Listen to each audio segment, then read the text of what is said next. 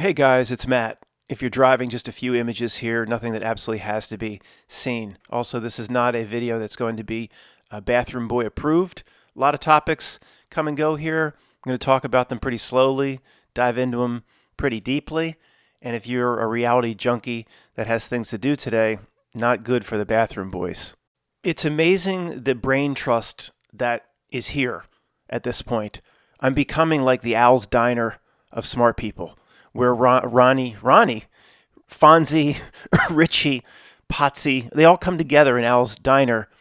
And, just every single thing we talk about, there's somebody here in our community that knows, I wouldn't say is an insider because we're all outsiders at this point, but might say, I worked in the industry or this is something that I know about. And again, I've said very clearly to the creeps, never presented anything in my presentations that came like from a whistleblower or anything like that. We simply observe the creeps in reality. And if we hit on things, what we've said many times back is your ruse should have been better. If we hit on exactly how it's working or how you're doing business, your ruse in presenting it should have been better.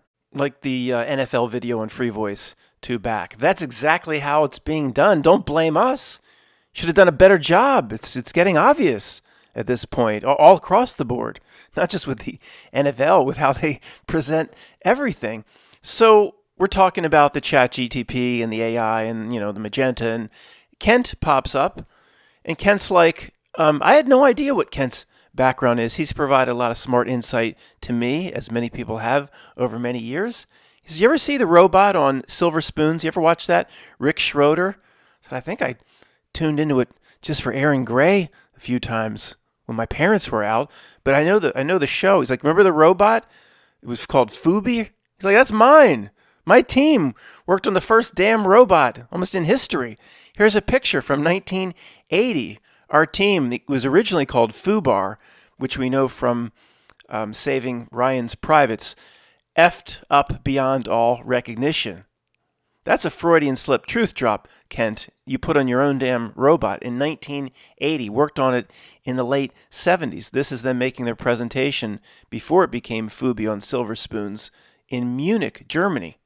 Before anybody flies off the handle, Kent is not an OpenAI insider. He worked on this in the 70s, late 70s. He's been retired for some time. You may remember I've shown video and images from Kent before.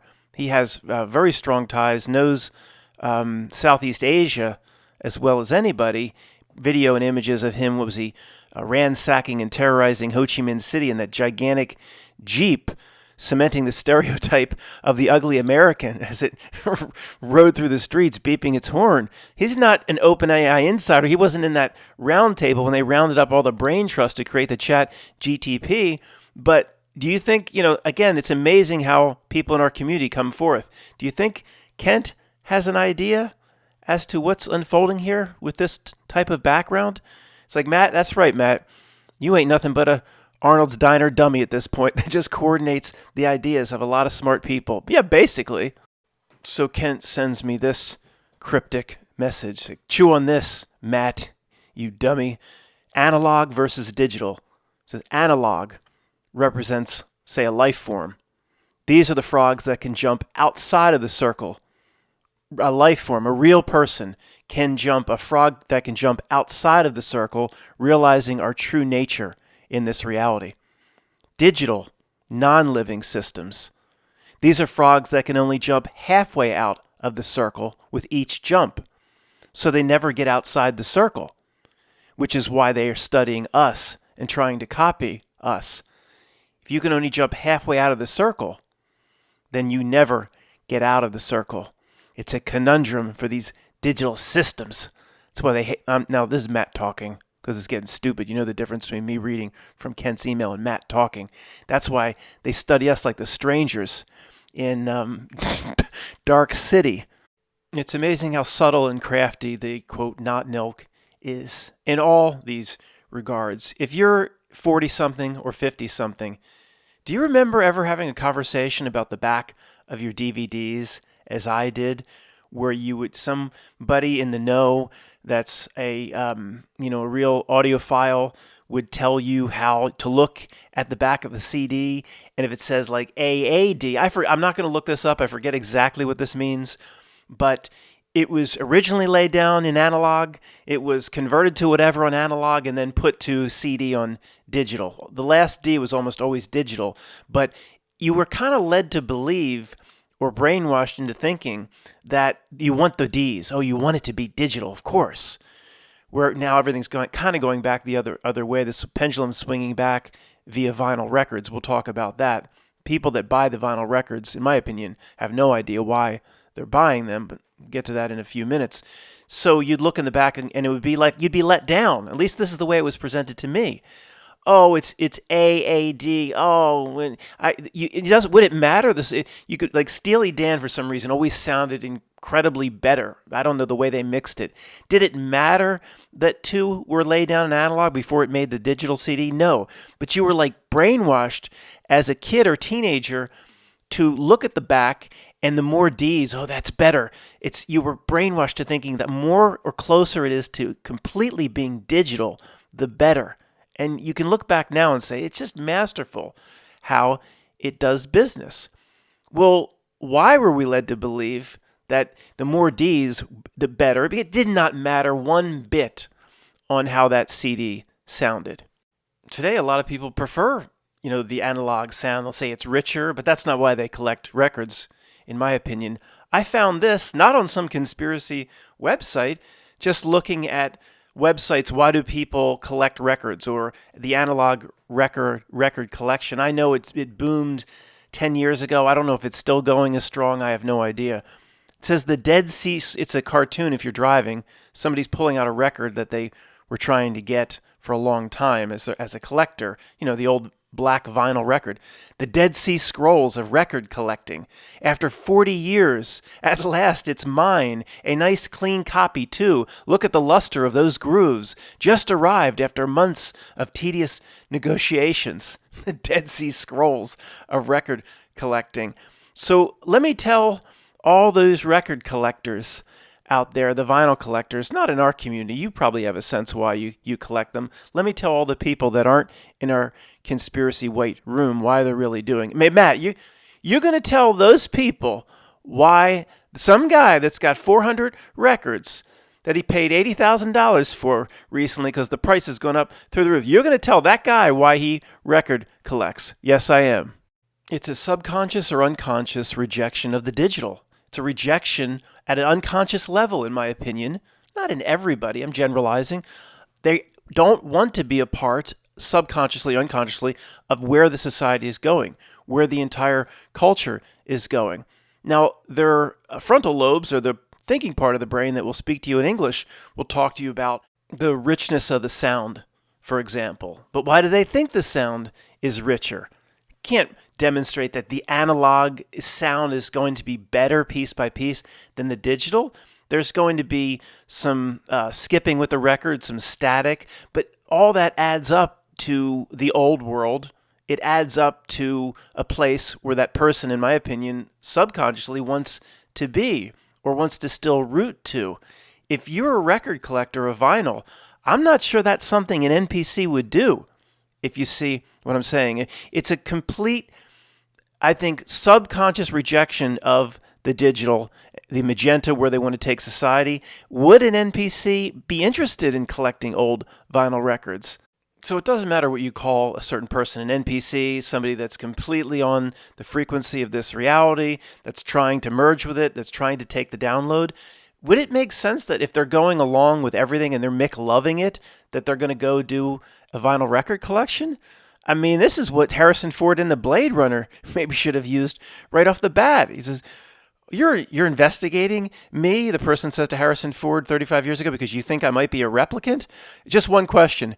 Do you have a vinyl record collection? Well, sure I do. Look, I've got 800 old vinyl. Okay, that's all Harrison Ford needs to see. You're not a replicant. Sorry to disturb you today, ma'am.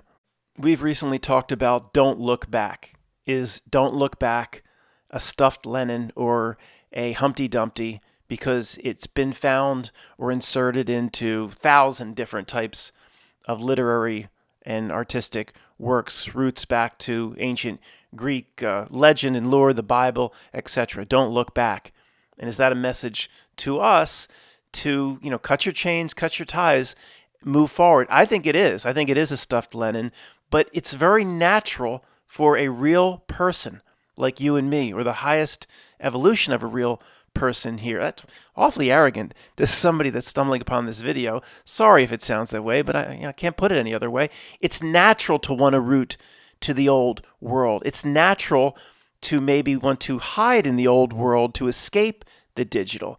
So it's not like it's a violation of don't look back. Well, in a way, yes, but in a way, we do have limitations in this body, in this avatar, a lot of them.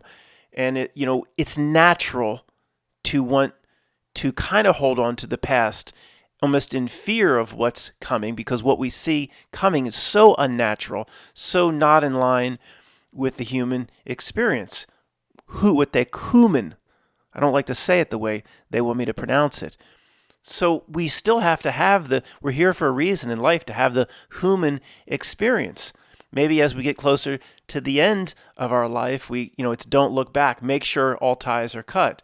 The wagon trains leaving the old settlement. Don't look back. They're just about to leave when the don't look back comes up. When the kids being raised on this settlement, and 5 years before it burns down, the father's not like don't look back. They're living in the settlement. It's probably not a horrible thing for someone in their 40s or 50s to have a big record collection, to try to have a nostalgia for the past. I think that's very natural, but what it is at the fundamental level, it's a rejection of this not-nilk horse shit. There's so many things in 2023 today regarding vinyl record collecting. I think it got like super big 10 years ago, but I don't really remember. There's groups, associations, there are buyers and sellers, websites, Reddit threads, all this stuff, of course. The people that do it, some do it for an investment because of appreciation or whatever. Now, it's funny to do this exercise because we do it every time. What if what if they were able to hear what I'm saying? This conspiracy guy has got it all figured out. He's telling me, he's trying to tell us why we collect vinyl records, like there's some hidden secret reason and we don't know it ourselves. Listen to this horse shit. Look, I'm sticking to the story here. I believe they wouldn't know why they're doing it deep down. They might have roots to the spiritual. They might be like us. They might not be NPCs. But most people that have the same basis or grounding that we do are still in this world fooled, of course. They sit down and watch the world news, believing in it. They think a guy with a dialysis machine dragging up and down Tora Bora was responsible. Of course, they believe it. Most real people in this world are fooled. Only a tiny group of real people have jumped off the back of the ship, and that's us. So no, they're not going to ever believe me when I say this is probably one of the main reasons they're doing it. And as more I think about it, it is possible an NPC would have a big vinyl record collection if it was purely about buying and selling an appreciation or being a dealer and coveting the runes on the back of the dollar bill. An NPC would be all about that. They wouldn't care about holding the record, the nostalgia, what life was like in the 60s or the 70s. The richness of the sound relates more to the old world. I don't think the NPC, or what we call that type of person that may not have the same roots or connections that you do, I don't think they're ever going to appreciate that aspect of it. So they might have a big record collection so they can buy Barry Manilow's greatest hits for $20 and turn around and sell Barry Manilow's greatest hits someday for $35. This is just a picture of the back of the dollar bill if you're driving. Most people in our community have studied it a few times.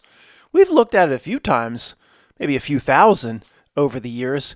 Your average man or woman on the street, or Aunt Ginny, if you say, tell me at least 4 things that are on the back of the dollar bill. Now, they've handled the damn thing tens of thousands of times to buy their hot dogs and their comic books, but they've never really looked at it. They'd be able to tell you about a pyramid and an eye and an eagle. And, in God we trust, a few people would come up with, and then they pat themselves on the back. For the most part, they've never really looked at it or even cared to consider what all this weird, creepy runes and spells are or whatever it is. It's talk about the Defense Against the Dark Arts class, Harry Potter, the first, forget the Cruciatus curse or whatever they taught those little bastards. The first day of the dark arts defense should have been this damn thing, and to reject it. Related to what we were talking about a minute or two ago, the NPC may have the record collection, but to make money because they're in love with the back of the dollar bill, to buy and sell. I think real people can have money, but they don't love it. It's not the basis or the center of their universe. It may have been 20 years ago. We were all children of the Matrix at some point. Told you my whole experience. Getting shipped off to California and this and that. And told you, this is all a bunch of bullshit, and I just quit. So, look, we all have been children of the Matrix. Many people listening, fortunately for them, are at a point where they have money coming in or they've amassed a certain amount of money. But a real person, they understand it's necessary to live a certain degree of lifestyle and comfort, but they don't really give a shit about it. I don't think we have to go as far as the kid in the movie Into the Wild and just completely reject everything and go live in the cardboard box. I think it's a pretty darn good movie, Into the Wild. Forget the actor's name. You've seen him before. He just rejects all of modern life and society, rejects his parents, rejects going to grad school.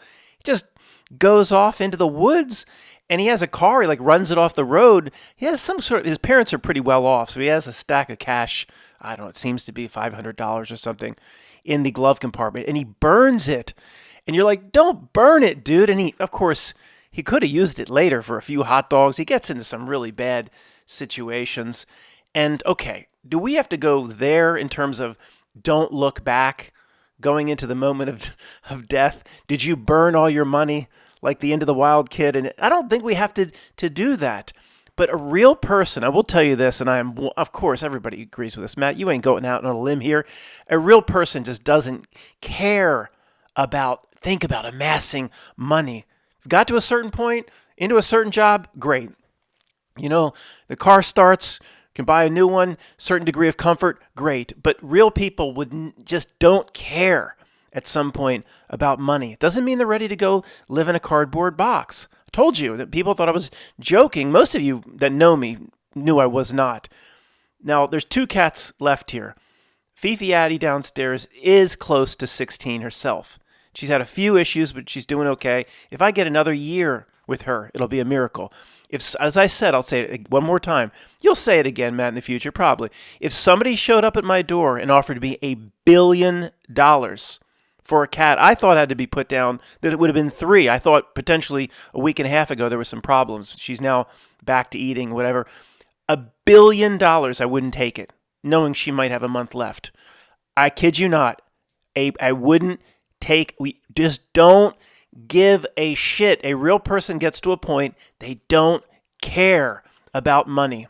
With a few basic provisos that don't really need to be said, as long as you can put a roof over your head, don't have to sleep out in the cold, can put food in your belly, the car still starts. I mean, just some basic things. Of course, money is necessary, but beyond that, I mean, obviously that goes without saying. But these runes on the back of the dollar bill, whatever this spell is, you know, the NPC would be drawn to this as their power source. A big part of the new book that I'm writing is, okay, we see the fraud, but that's only part 1 of a 2-step process I've been talking about for a year and a half or so. Part 2 is the harder part. It's doing the personal work. We see the fraud, we see through the news presentations, but if you're just thinking about all day like new ways to amass money, and you already have a lifestyle that is somewhat comfortable. You have a roof over your head, your car starts, and you never have to worry about feeding your family, but you're just worried about thinking and to amass money. You want to talk, okay, and assuming many real people to still do that, of course. 99 point whatever percent of real people in this world are fooled. Don't believe anything that we believe. But in terms of doing the work, I mean, that's just a basic. If you're a real person and you're so into, making $1, well, you have a lot of work to do. And, you're not, don't look back, you're looking back constantly. And you have, this is just one of 1,000 things we all need to do in terms of doing the work. In the book, I even write another half page about the damn rooster up the street. Obviously, it's trivial, but it's a part of doing the work. There is no book that can tell you what the work is. It's all personal work that you have to determine yourself what you need to do in this life. Once we move past the trick and the deception, which almost all of us have moved past at this time. The entire point of part one of It's All Not Nilk Trick, the trick of the asshole dark and the plumber's ass crack, is so you never move to part two. So you get caught up in all the bullshit. That's why the conspiracies are crafted in a certain way for us. So we spend our whole life on part one and researching what happened to the side of the Pentagon. You spend 45 years researching the side of the Pentagon. You never get to part two. That's why again, the whole reality is a few sentences. Not saying that over and over again, just repeating a thing, make it more true. It is true. But repeating it may improve it. All the times in the community here, hundreds of thousands of videos broken down the back of the dollar bill, analyzing its symbolism. I mean, look, again, the bog was necessary until you step out. But how many people are still doing it? But the only point in analyzing the back of the dollar bill or any bog exercise is to see that this screen exists, whatever you want to call it. That creates the confusion, the deception, the trick, the part one. It works to create the part one, the conspiracy generation machine. So you never get to part two. It's that simple. We don't have to know what any of this horse shit means. Come on, Matt, break it down. Let's do it to honor Russian vids in the old days and all the breakdowns and all this stuff. Come on, just do it. Well, okay, I'll do 1 minute of it. Okay. Annuit coptis. Annuit coptis. It means honor our pursuits. Now, how many people go through their lives, how many Aunt Ginnies, and we'll know what that means. They'll hand this thing over to a hot dog vendor for 50 years, stare at the thing while they're waiting for the relish to be put on. They don't know what the damn thing means, never cared to even look into it. Honor our pursuits. What pursuits? And who's us? What pursuits? Weaving spiders come not here? What the hell is that? The average person should have said, what the hell is this horse shit? Maybe there is something going on. These conspiracy people have a point. Novus Ordo Seclorum. For 30 years, they made fun of us because the truth community talked about the New World Order. They made fun of us endlessly. I was teased in high school. No, I didn't believe any of this in high school. I was just a regular Matrix child. But it says right on the back, New Order of the Secular Age. It basically says New World Order. And they tease us. It's right on the back of the bill.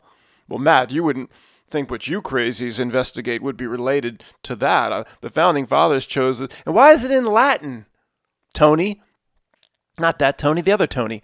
What is the United States and supposedly a establishment of a free nation, what does it have to do with ancient Rome?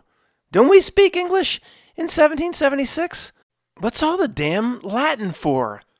Latin, I think, is a dead language. It doesn't even exist. It would be one thing if the whole world spoke. We put in Latin all over the bills and all over Washington, D.C., because most of the world speaks Latin. It doesn't even exist anymore. You put Latin all over everything. It's supposed to be a dead language. And then I watch the damn State of the Union. The president's on either side of the House of Representatives. On either side of the president is sleeping vice president and a sleeping Speaker of the House. There's the fascia, the universal symbol for fascism, on either side of the president during the State of the Union, behind all of them. They didn't just put it up to change the decoration. It's been there back through time immemorial.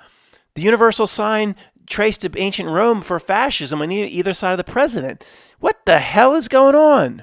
Let me get this straight. You're honoring the ancient Rome with the emperors and the Romuluses and the Remuses and the slave culture and the gladiator culture. You're honoring that with the Latin.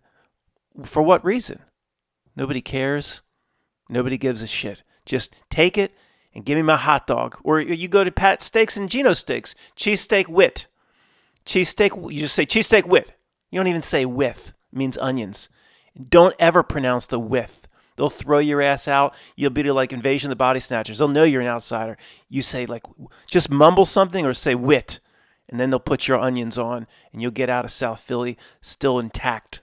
Matt, what if I want mushrooms? What's the code? If you want mushrooms, here's what you say: mushrooms. It's the same. It's like that scene in, was it the bar scene in Love Actually?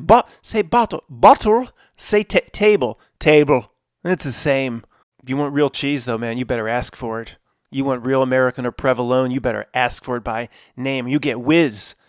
You get that, try to take that shit in the car, your brand new leather be dripping all over your new leather, all over the damn steering wheel. It's covered in leather, Whiz everywhere. You don't want that. Spend, don't be cheap. Spend an extra $1.50 and get real cheese. Over $1 for a slice of cheese? It's a tourist trap now. Pat's and Geno's, half and half. It's become a tourist trap. It's not just to serve Rocky's neighborhood anymore. All right? Yeah, it's lucky it's not $8 per topping. Well, it will be soon with the way the Fed is injecting money. All right, one more thing before we wrap this up. This is like going back to 2008 or 2010 in what we did. Matt, I like this nostalgia. All right, one more. I have to talk. The greatest irony of all time, the weirdest thing that people should have pointed to before anything else, the "In God We Trust." From first grade, if you're not from the United States, right from elementary school, your parents start telling you about it. This is so great what we have here. We have separation of church and state, separation of church and state, separation of church and state. See, the religious freedoms mandated separation of church and state. So what the heck is "In God We Trust" on the back of the dollar bill? Christians believe it's the Christian God. In God We Trust. The conspiracy theorists believe it's an ode to Satan or Lucifer. Many smart people believe it's money itself, the materialism. I'm much more in this camp, but I don't want to turn this into a 20-minute presentation of what "In God We Trust" is. Is it Satan? No, that's more accurate than the Christian thing. It would be the Christian God or something. I mean, look, the point here, though, is if anything in this world were real, I want to talk about reality giving itself away.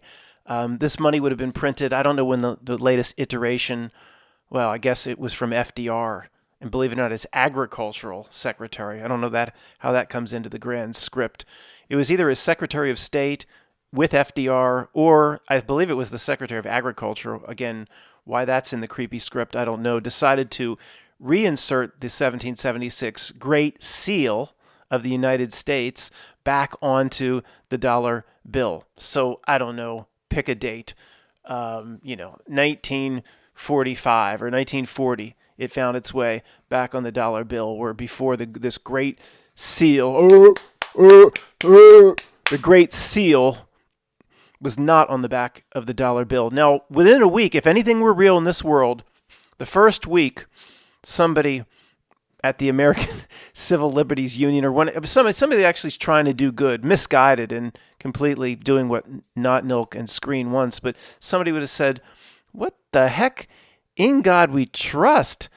They told us our whole lives about separation of church and state. If anything were real, there would have been some sort of lawsuit, would have gone before the Supreme Court, potentially, if it got that high. And the Supreme Court, if anything were real at that level, nothing's real at any level. So that's the point. At that level, all 9 would have gone, well, we've been making a presentation to our kids our whole lives about separation of church and state. And, I guess, they wanted to put this on, but we can't. Okay, we can't put any religious reference on. It wouldn't have gotten to the Supreme Court. Any lower level federal judge would have said, this can't be on here. It would have gone away. So where are all these lawsuits? How is it still there? Obviously, it does not mean what anybody on the street believes it to mean. In my opinion, because it's allowed to survive, it means it's not a religious reference. In most ways, they still have rules to abide by here. And if they're going to talk about the separation of church and state our entire lives, then it proves that In God We Trust is not, to me, in this interpretation, it's not a religious reference. If their God in this case was Lucifer or Satan, that would be, in a way, a religious reference. Even if it's Sirius, if they mean it to be the star Sirius, then in a way that would be a religious reference. So we must probably take it as a non-religious reference. In God We Trust, the people that would come forth and say money itself, rooting to the material world over the spirit in the Vitruvian Man being pulled apart, that's what's being presented here. Again, these simple concepts should be able to prove to anybody we interact with that things just don't work here the way they believe things work here. That there's a whole underbelly of things to learn and to know. I mean, just simple, I should be able to go to my friend Tony and say, you tell me how this is still here. And they would, well, yeah. They said, well, the roots of the United States founded as a Christian nation, and everybody could recite that. Well, then in 1975, a group of Hindus would have gotten together with a lawyer, a $1.50 lawyer, and made a presentation and say, everybody believes, even though it might not be clear, that per the founding of this country, you're referring to your Christian God. And see, we have Buddhists here and Muslims and all different types and Rastafarians. The presentation would be, from Jerry Maguire on his first day at Dewey, Cheatham, and Howe. He would have said, this can't be here. Most people believe this is a reference or an ode to the Christian God. There's no reason for it. Remove it. This can't be here. It would have taken 15 minutes in one courtroom if the world were real. The fact that it still exists should give the entire reality away to the people we interact with, but nope, we're just conspiracy people. I'm going to ask some people how to explain this away. How do you explain this if there's supposed to be a separation of church and state, that it's on the damn money? Because most people we interact with will believe it references the Christian God, of course. Well, the country at this point is half not Christian. So how is this still here? Okay, Matt, stop repeating it. We understand reality breakdowns are easy for us to see and it can't be seen by the people around us. So the back of the dollar bill, here's what it really is. What? What the hell does this image of this guy with muscles and a sword have to do with the back of the dollar bill? A lot. Get back under the bubbles. Relax. A lot. It is a rune, okay, on the back of the dollar bill. I'm no expert in this area, but it's when things become obvious, they're obvious. Money represents energy, of course. It's part of the spell. How exactly it works, I don't understand that as knuckle bones, but this is Elric of Melniboné. My first greatest fantasy novel, love the Elric series, don't laugh, here we go, by Michael Moorcock. Matt, you talking about this cock guy again? You talk about him once a year. I do. This series, it got me reading. I barely read now. But let me just get to the main point before giving the backstory of what happened to me in 7th grade, if anybody cares about that.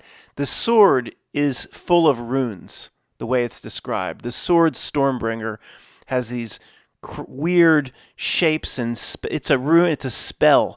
The sword is sentient and alive in some way. It's taken the form of a sword in this plane of, not maybe in this plane of existence, maybe it does roam Earth, but wherever Elric was, and it drinks souls. It literally drinks souls and feeds Elric energy from those souls. Look at his muscles. You can see how much it's happening. It feeds him energy through the souls drunk by the sword. Now, the money on the back, does it do that? I hope not. But the process and concept is similar. Money is literally energy harnessing and directing in this place. We talk about Loosh, what type of minion extracts what type of energy from real people, in what ways. How does the screen of the Notnilk need the energy? Well, obviously, again, I'm no expert. I never read no spell book or whatever, but it's so obvious at this point that what's on the back of the dollar bill just goes along with what money itself is in this reality, to direct energy. This is why the billionaires always say they're going to get rid of all their billions. Then 25 years or 20 whatever years after Bill Gates said it, he still has a $95 billion, or I don't know, more than that, I'm sure, $100 billion net worth. And that energy is from this system, from Earth, from the material plane. Any entity, anything, any system that needs, look at government systems, trillions and trillions more spent, more trillions and trillions in debt. Any entity, system, or thing, Schmiegel creature like a Melvin P. that needs or hangs on to that much energy of this system, it's a linear relationship, is spiritually devoid where it counts, in my opinion. But the common sense of it is clear, isn't it? It's an X and Y graph. As the ridiculous money goes up the chart, just an X and Y graph, the constant amassing of more of it, billion after billion, taking the energy. Money is a transfer of energy. If you have money, you can sit around. Someone else will mow your lawn. Someone else will do your laundry. They'll put out the energy. Those people are putting out the energy to get the money. Goes back and forth, back and forth. Like those damn things that used to go up and down from Spencer Gifts in the 70s with you put a black light on it and that weird shit would flow back and forth as one side went up and one side went down.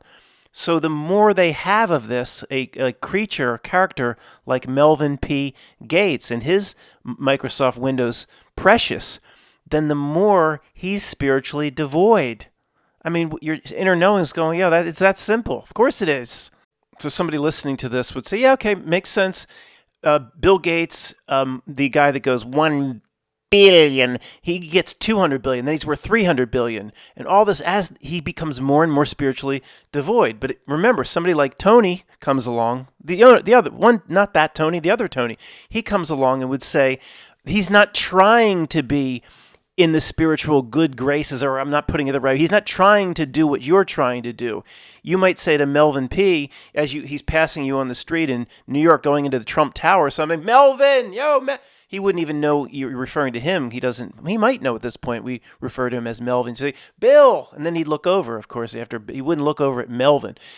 You're spiritually devoid, sir. He would say, well, of course I am. I'm not trying to be like you.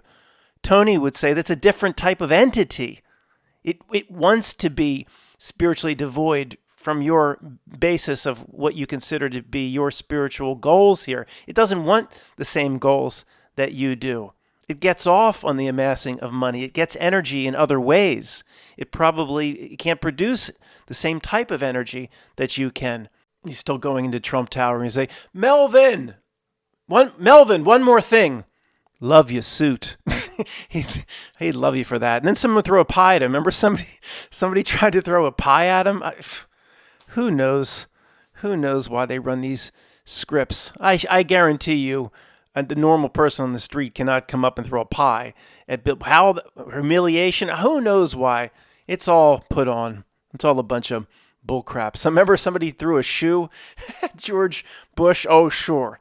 Someone could just stand up and throw a shoe at it. Come on. It's all a presentation. But back to what we were talking about. Here's Elric. And I'll tell you what happened to me in 7th grade where I actually learned to read for the first time. But he has the sword Stormbringer. And it has a twin, of course. Everything is duality. And this Michael Moorcock, you read all his stuff, it's kind of like C.S. Lewis. It's kind of like Orwell. It's kind of like H.G. Wells, and he knows something about... Matt, don't put my friend C.S. Lewis in with those other creeps. Oh, okay. I'm sorry. God forbid the C.S. Lewis fans start to come back after me. But he knows something. I'll show you some comic books that really get into some creepy stuff or some really big... Now, oh boy. Please make it stop. It was Melvin. It was Melvin P. I said, why are you talking about me like that, Willis? It was Melvin P. acting like Gary Coleman in different strokes. So just wrap this section up. Elric has the sword Stormbringer. It has runes on it, basically, which is a spell. It drinks souls for energy. The back of the dollar bill has runes on it, which is basically a spell to direct and harness energy.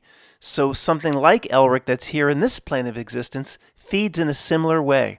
It's that simple? Of course it's that simple.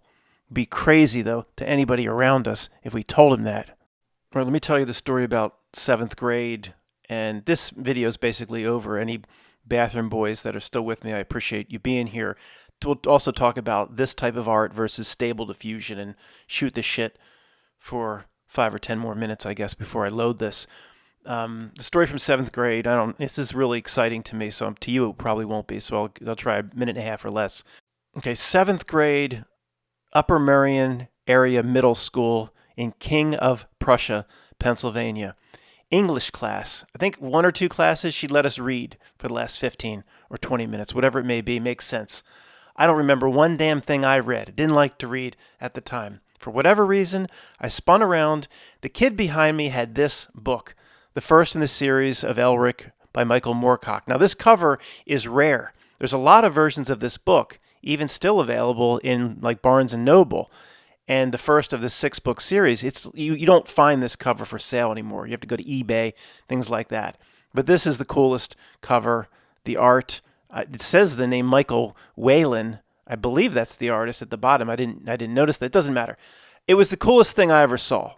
A young kid who I wasn't struggling with what at that point. I kind of knew which side of the coin I fell on. I didn't struggle with any issues, so I wanted to be more manly. I know that's a bad thing today, but I wanted to be like that. I wanted to look like that. It was the coolest cover. I didn't care what the book said or how it read. I begged the kid to let me borrow the book. Matt, you were gay. If you were that attracted, no, I wasn't gay. No, we used to read the muscle and fitness magazines, and we weren't attracted to the guy doing the damn bench press. It was an image of a man. It's the most natural thing in the world that you kind of want to be. Like you like movies with shoot 'em up and movies that things explode. And Arnold Schwarzenegger, for example, in Commando, Matrix, you promised to kill me last. I lied. We love that shit. I wasn't attracted to this cover because I was gay. All right, that's the 7th grade story. A lot of you are like, thank God for that shit's over. But this, every time I see this cover or something like it, I start thinking about the AI, quote, art today of Stable Diffusion, Midjourney, DALL-E, etc. And under the picture here, it's kind of cut off, but if you can't see it, it says Michael Whelan, I think his name is. Now, this is one of the top 2 or 3 or 4 fantasy artists of the last 40 years or so. He's in his 70s today. And again, in terms of what is being produced here, in terms of this fantasy art, okay, Michael Whelan did it as the greatest thing of all time. No, but how many other artists could match this or what Michael Whelan was doing at the time? I don't know. 100 others in the world, maybe? I mean, okay. He's famous. He has a unique talent, maybe a few more. But again, every time I see this, I think 2 things. One, how easy it is for a first grader with a few clicks on Midjourney to recreate something like this, but also why the Midjourney and the AI, quote, art today, it's so good at producing this fantasy look. Somehow, all the fantasy images somehow were had to have been fed to the AI. I'm not going to keep saying, quote, Bill, I'm just going to, what am I supposed to say? Art generators. Okay, I'm afraid of Bill when I talk about it as real art, but can't say quote every damn time. Okay, I'm going to call it art. No more, I'm not going to mention it again. Sorry.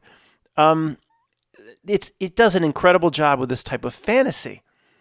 And I would say, the Michael Whelans of the world, that you'll never see that again. Of course, because of what Stable Diffusion can do. And of course, Stable Diffusion can do hundreds and hundreds of different genres, but it seems to be best at this fantasy art. So I'm thinking it had to have been shown, because it had to have been shown it. And how did it learn from what it was shown? I mean, that is fascinating to me. We've touched on it a bit in the past, but we'll talk about it again. When this AI art pops out of Midjourney, or wherever it comes from, why it's always these super hyper beautiful people. It always kind of looks like this. Perfect muscles. I know the hands and the fingers, and we'll talk about that some other time. But the women are beautiful. The abs are ripped. The muscles ripple. It's this level of beauty that it produces that is just unnatural. Why does it? I talked to Greg, and we don't have this figured out, and we'll keep talking about this as the months go on. But when you ask for a woman coming out of a shopping center, or whatever inputs you put in to Midjourney or keywords, it doesn't just put out some normal-looking woman carrying a bag of Friskies for her cat with a gut, and it's always like this super beautiful. If you don't ask, it'll give you super beautiful. It's like you have to go out of your way to tell it to produce a man or a woman that looks average, because it will always be ripped. It will always look like this fantasy art. How did that happen? Why does that happen? I don't have the answers, but it's fascinating. So if this is the new standard of beauty, or one of many standards of beauty presented by Victoria's Secret, and again, all standards are equal in terms of the presentation of beauty. This has been going on for 15 years. The models don't have to be razor thin. Why didn't the AI that produces the art like Midjourney and Stable Diffusion learn from this aspect of culture? When I ask it for a certain type of Amazon warrior leading an army against an evil army of orcs, how come the woman that's clad in armor, but basically it's more like a negligee armor, why does she look so incredibly old standard gorgeous? Why doesn't she look like this? How come the AI didn't learn this? See, that who knows? We get in all sorts of speculation. Man, it's all about confusion. The AI art generators, of which millions of people a day start adopting, will show this incredibly impossible standard of beauty that no regular human could live up to. And then people get confused because they see, or they're told, this is the new standard of beauty. I'm grasping. Who knows?